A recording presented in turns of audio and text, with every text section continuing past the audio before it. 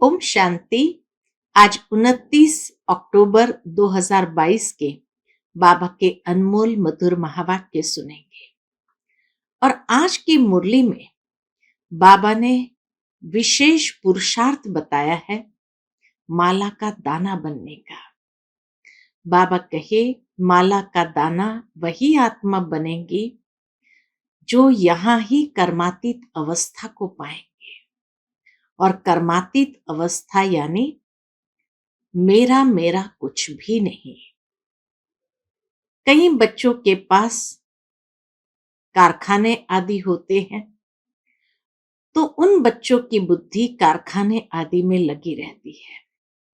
तो बाबा कहे वह आत्मा कर्मातीत अवस्था को नहीं पा सकती है और इसीलिए माला का दाना भी नहीं बन सकती, क्योंकि उसके मन में यही बात रहती है, ये मेरा कारखाना है, ये मेरा कार्य है, तो मेरा मेरा रहेगा।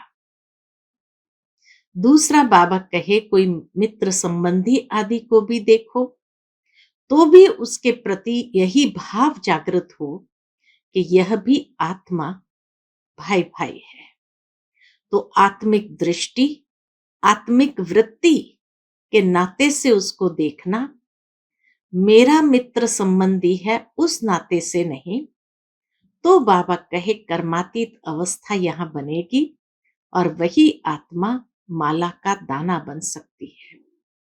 तो इसीलिए माला का दाना बनने का पुरुषार्थ यही है कि मैं और मेरेपन के भाव से सदा अपने आप को दूर रखूं। सुनते हैं बाबा के मधुर महावाक्य। ओम शांति।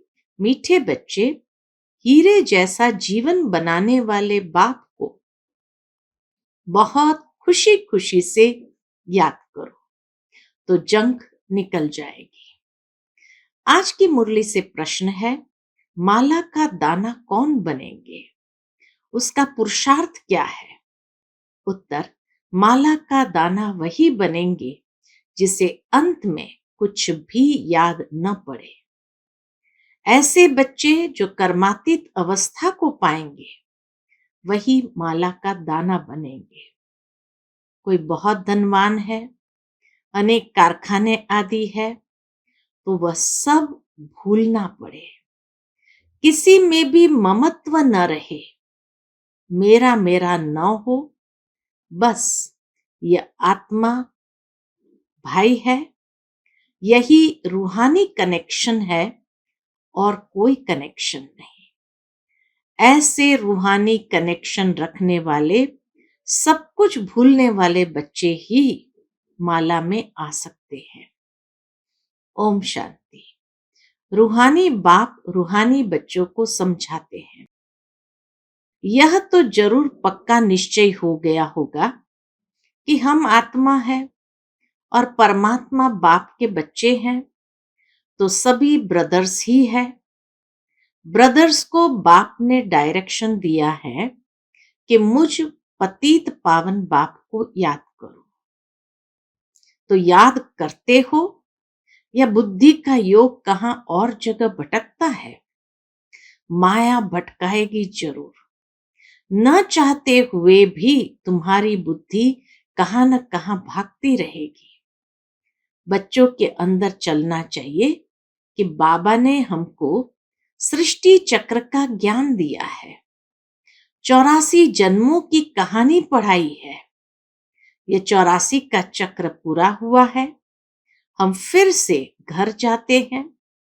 अनेक बार हम याद की यात्रा से पवित्र बन करके घर गए हैं।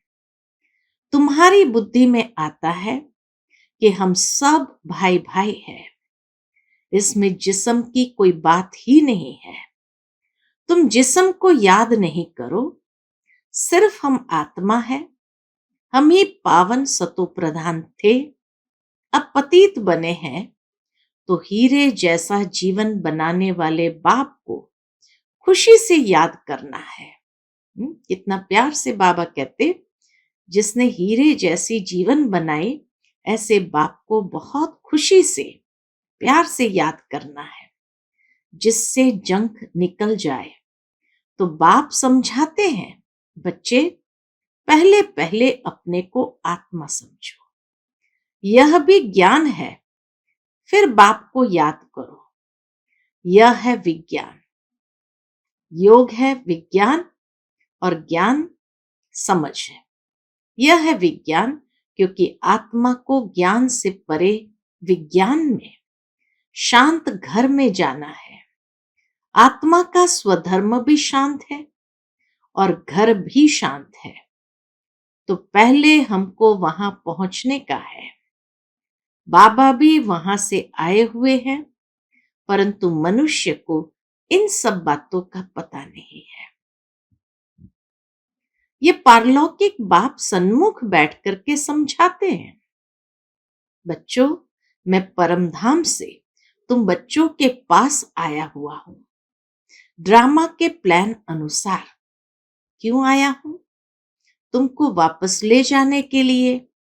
अभी तुम पतित विकारी हो गए हो, जन्म जन्मांतर विकार से ही पैदा हुए हो, इसलिए भ्रष्टाचारी कहा जाता है। तो हम भ्रष्टाचारी से श्रेष्ठाचारी कैसे बने, ये बाप समझाते हैं। बच्चे, मुझे याद करो तो पवित्र श्रेष्ठाचारी बन जाएंगे। इस याद में तुम सब कुछ कर सकते हो। ऐसे नहीं कि धंधा धोरी नहीं कर सकते हो। बाबा की याद में रह करके सब कुछ कर सकते हैं, धंधा धोरी आदि भी संभाल सकते हो। बच्चे बाप से पूछते हैं, बाबा माला के दाने कौन बनेंगे? तो बाबा क्या कहते? बच्चे, माला का दाना वही बनेंगे जो कर्मातीत अवस्था को पाएंगे, जिसको अंत में कुछ भी याद न पड़े। कोई बहुत धनवान है, अनेक कारखाने आदि है, तो वह सब कुछ भूलना पड़े। तुम्हारे पास तो कुछ भी नहीं है। तुम जानते हो हम बाप के बच्चे हैं, भाई है। हमारा किसी में भी ममत्व नहीं है। मेरा मेरा तो नहीं है ना, बस ये भाई है, यही कनेक्शन है और कोई कनेक्शन नहीं। इसे कहा जाता है रूहानी कनेक्शन, यानी कोई भी प्रकार का जिस्मानी कनेक्शन न हो, रूहानी कनेक्शन। इतनी सारी आयु तो देह की याद आई, आत्मा तो किसी को याद ही नहीं आई। यह भी ड्रामा बना हुआ है। तो यह बातें बाप समझाते हैं और पावन बनने के लिए पुरुषार्थ कराते हैं। बाबा तुम बच्चों को टाइम तो देते हैं, सिर्फ 8 घंटा मुझे याद करो। वह है हद की सर्विस, यह है सारे वर्ल्ड की सर्विस। जरूर खाएंगे, पिएंगे, सोएंगे, घूमेंगे, सारा दिन तो कोई याद भी नहीं कर सकते। तुम बरोबर अभी बेहद की सर्विस करते हो। जैसे बाप विचार सागर मंथन करते हैं, ऐसे तुम बच्चों को भी मंथन करना सिखलाते हैं। करण करावनहार है ना, तो तुमको करके ही सिखलाते हैं। पुरुषार्थ करते करते तुम्हारी विजय माला बन जाएगी। सतयुग त्रेता में जो भी आते हैं वह विजयी होते हैं। फिर सब एक्टर्स इस नाटक में पार्ट बजाने के लिए नंबरवार आते हैं। बाबा कहे सतयुग त्रेता में जो आते हैं वो तो विजयी आत्मा होते हैं, और उसके बाद द्वापर से सब आत्मा, सब एक्टर्स इस नाटक में पार्ट बजाने के लिए नंबरवार आते हैं। सब इकट्ठे तो नहीं आ जाएंगे। तुम सभी एक्टर्स के रहने का स्थान ब्रह्मलोक है, वहां से यहां आकर के शरीर लेते हो। यह सब बातें बहुत सहज है, जो तुम बच्चों को ही याद रहती है। तुम्हारा घर स्वीट होम, साइलेंस होम है। दूसरा कोई भी अपने घर को नहीं जानता है। वह तो कह देते हैं हम लीन हो जाएंगे। दुनिया के लोग तो कहेंगे हम लीन हो जाएंगे। एग्जाम्पल क्या देते हैं? जैसे सागर से बुदबुदा निकलता है, फिर उसी में समा जाता है, ऐसे हम भी उस ब्रह्म में लीन हो जाते हैं। फिर कह देते हैं, जहां देखो वहां ब्रह्म ही ब्रह्म है। वो ब्रह्म को ही ईश्वर समझते हैं, इसलिए तुम्हारी बातें उनकी बुद्धि में बैठती नहीं है।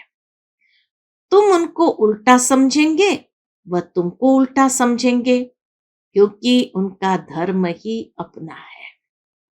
परंतु तुम जानते हो, सभी आत्माएं शांति धाम में जरूर जाएगी।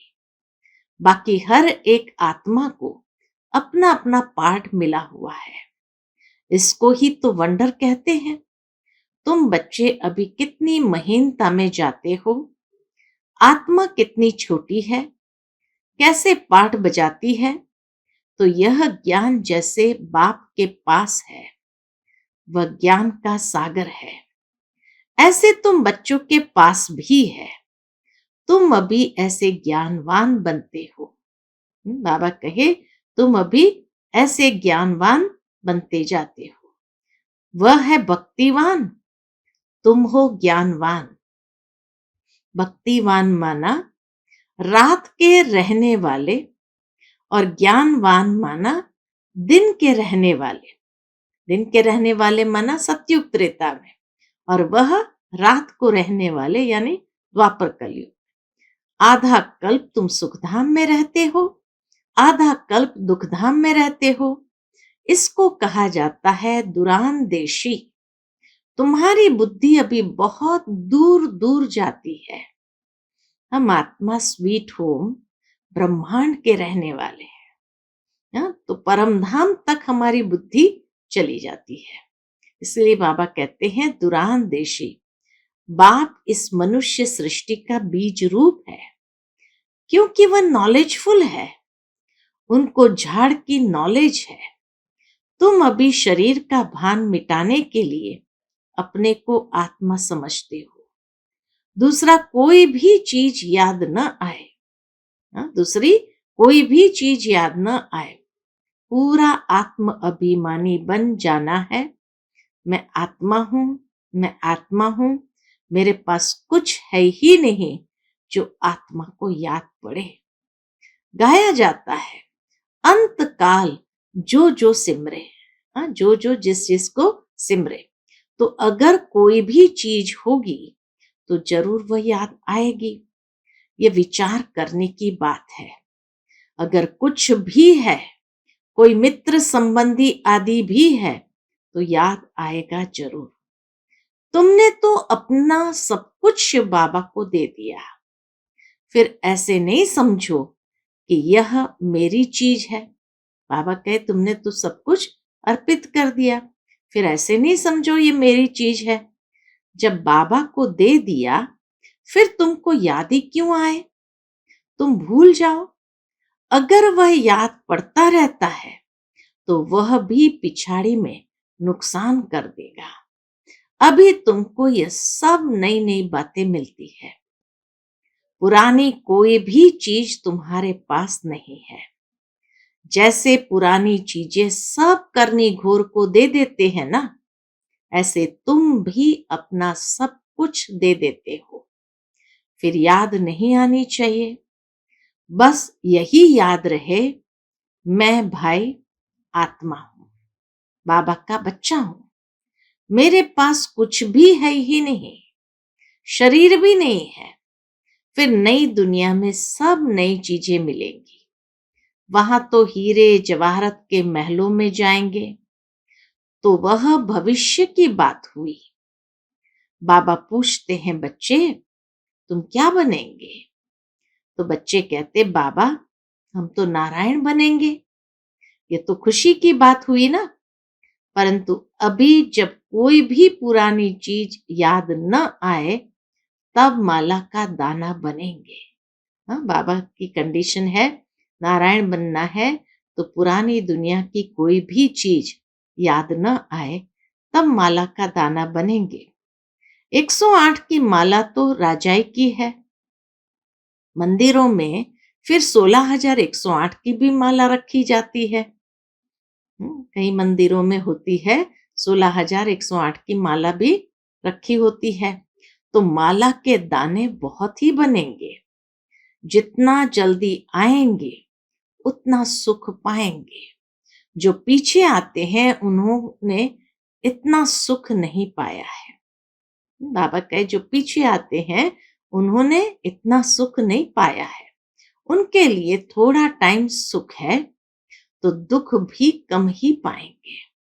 तो बाबा कहते हैं बच्चे ये ख्याल रखो कि पिछाड़ी में कुछ भी याद न आए। जो अर्पण किया हुआ है वह भी याद नहीं आना चाहिए। बाप कहते हैं मैं ऐसी कोई चीज नहीं लेता हूं जो रह जावे और उसका वहां भरकर देना पड़े, क्योंकि मैं गरीब निवास हूं। कई है जो दे करके फिर जब कोई कारण से भागंती हो जाते हैं तो मांगने लग पड़ते हैं। माया उनको एकदम डस लेती है। नहीं तो कहते हैं चाहे मारो चाहे प्यार करो, यह मस्ताना तुम्हारा दर कभी नहीं छोड़ेगा। कई तो ऐसे समर्पित बुद्धि जो कहते चाहे मारो चाहे प्यार करो, ये मस्ताना तुम्हारा दर कभी भी नहीं छोड़ेगा, कभी नहीं भूलेगा। तुम बच्चे यहाँ नर से नारायण बनने के लिए आए हो। तुम्हें कितना बड़ा वर्षा मिलता है, फिर ये क्यों कहते हो कि हम देते हैं? तुम तो लेते हो ना। कौन कहता है तुम कुछ दो? बाकी कोई एक पैसा भी देंगे तो वहां उनके लिए महल बन जाएगा। जैसे सुदामा ने चावल मुट्ठी दी तो बच्चे सुदामा मिसल दाल चावल ले आते हैं, समझते हैं कि हमको महल मिल जाएगा। कई गरीब बच्चे बाबा कहे सुदामा के जैसे चावल मुट्ठी ले आते हैं, दाल चावल ले आते हैं, समझते हैं हमको महल मिल जाएगा। ऐसे बच्चों पर बाप बहुत खुश होते हैं। वाह, इनके नई दुनिया में महल बनने वाले हैं, क्योंकि बहुत प्यार और सद्भावना से ले आते हैं। अहो भाग्य ऐसे बच्चों का, बहुत ऊंचा पद पाएंगे। छोटे से छोटी चीज की भी बाबा को कितनी कदर होती थी। कोई कुछ भी दे लेकिन बाबा जैसे उनको कितना ऊंचा चढ़ा देते थे कि अहो भाग्य ऐसे बच्चों का, बहुत ऊंच पद पाएंगे। अभी ड्रामा के प्लान अनुसार बाबा और तुम बच्चों की कदम कदम वही चाल चलती है जो कल्प कल्प चली है। तुम्हारे कदम कदम में पदम है। देवताओं के पैर में पदम दिखाते हैं तो इसका भी कोई अर्थ होगा ना। अभी तुम्हारी पद्मों की आमदनी होती रहती है, तुम बाबा के पास पद्मा पदम पति बनने के लिए आते हो। तो तुम इतने महान महान महान भाग्यशाली हो। बाबा कहे तो तुम इतने महान महान महान भाग्यशाली हो, परंतु उसमें भी फिर नंबरवार पुरुषार्थ अनुसार है। तुम्हारा पुरुषार्थ कल्प कल्प वही ड्रामा के प्लान अनुसार चलता है। जैसे कि ड्रामा तुमको पुरुषार्थ कराता रहता है, ईश्वर भी ड्रामा के अनुसार तुम्हें मत देते हैं। तो ड्रामा के वश हुए ना, फिर ये ड्रामा किसके वश है? फिर ये ड्रामा किसके वश है? बच्चे, ड्रामा अनादि बना हुआ है। ये कोई नहीं कह सकता कि ड्रामा कब बना, यह तो चलता ही रहता है। ड्रामा में नंबर 1 मत मिलती है ईश्वर की, इसलिए उसको कहा जाता है ईश्वरीय मत। ईश्वरीय मत जो तुम्हें देवता बनाती है, और मनुष्य की मत छीछी बनाती है। बाबा के ईश्वरीय मत तुम्हें देवता बनाती है और मनुष्य की मत छीछी बनाती है। ईश्वरीय मत से तुम मनुष्य से देवता बनते हो, फिर 21 जन्मों के बाद मनुष्य मत पर मनुष्य बन जाते हो। अभी ये गीता का एपिसोड संगम युग है, जबकि दुनिया बदलती है। तो यह बच्चों की बुद्धि में होना चाहिए और बच्चों को बहुत बहुत मीठा बनना चाहिए। बाबा कहे बच्चों को बहुत बहुत मीठा बनना चाहिए, प्यार से चलना होता है। जो बच्चे शांत और मीठे हैं उनका पद भी ऊंचा होगा। अभी तुम्हें ईश्वरीय बुद्धि मिली है, तुम समझते हो कि हम बेहद के बाबा की संतान बने हैं, बाबा से वर्षा ले रहे हैं, तो अथाह खुशी होनी चाहिए। बाप कहते बच्चे, स्वर्ग से भी यहां तुम्हारा बहुत बहुत ऊंच पद है। बाप सिर्फ तुमको पढ़ाते हैं। भगवान वाच, मैं तुमको डबल सिरताज, राजाओं का राजा बनाता हूं। तो अपनी तकदीर पर तुमको बहुत खुश रहना चाहिए। वाह, बाबा आकर के क्या हमारी तकदीर बनाते हैं, जो पत्थर जैसी जीवन को हीरे जैसा बना देते हैं। बाबा कहे अपने भाग्य की सराहना करो। वाह, बाबा आकर के क्या हमारी तकदीर बनाते हैं, जो पत्थर जैसी जीवन को हीरे जैसा बना देते हैं। अच्छा, मीठे मीठे सिकिल दे रूहानी बच्चों प्रति रूहानी बाप व दादा का याद प्यार और गुड मॉर्निंग। रूहानी बाप की रूहानी बच्चों को नमस्ते। हम सब रूहानी बच्चों की रूहानी माता पिता बाप दादा को याद प्यार गुड मॉर्निंग और नमस्ते नमस्ते। शुक्रिया बाबा, शुक्रिया। आज की मुरली से धारणा के लिए मुख्य सार है। पहली पॉइंट, उच्च पद पाने के लिए बहुत बहुत शांत चित्त रहना है, मीठा बनना है, सबके साथ प्यार से चलना है। दूसरी पॉइंट, जो कुछ बाबा को अर्पण कर दिया उसे भूल जाना है, उसकी याद भी ना आए, कभी यह संकल्प भी ना आए कि हम बाबा को देते हैं। आज का बाप दादा का मधुर वरदान हम बच्चों के प्रति है। ब्राह्मण जीवन में काम महाशत्रु के साथ उसके सर्व साथियों को भी विदाई देने वाले संपूर्ण पवित्र भव। ब्राह्मण जीवन में काम महाशत्रु के साथ उसके सर्व साथियों को भी विदाई देने वाले संपूर्ण पवित्र भव। ब्राह्मण जीवन में जैसे काम महाशत्रु को जीतने के लिए विशेष अटेंशन रखते हो, ऐसे उसके सभी साथियों को भी विदाई दो। कई बच्चे क्रोध महाभूत को तो भगाते हैं, लेकिन क्रोध के बाल बच्चों से थोड़ी प्रीत रखते हैं। जैसे छोटे बच्चे अच्छे लगते हैं, ऐसे इस क्रोध के भी छोटे बच्चे कभी कभी प्यारे लगते हैं। रोब है, लेकिन संपूर्ण पवित्र तब कहेंगे जब कोई भी विकार का अंश न रहे। ऐसा पक्का व्रत लो, तब कहेंगे सच्चे ब्राह्मण, तब कहेंगे सच्चे ब्राह्मण। आज का स्लोगन है, संगम युग की मौज का अनुभव करना है तो माया की अधीनता से स्वतंत्र रहो। संगम युग की मौज का अनुभव करना है तो माया की अधीनता से स्वतंत्र रहो। अच्छा, ओम शांति।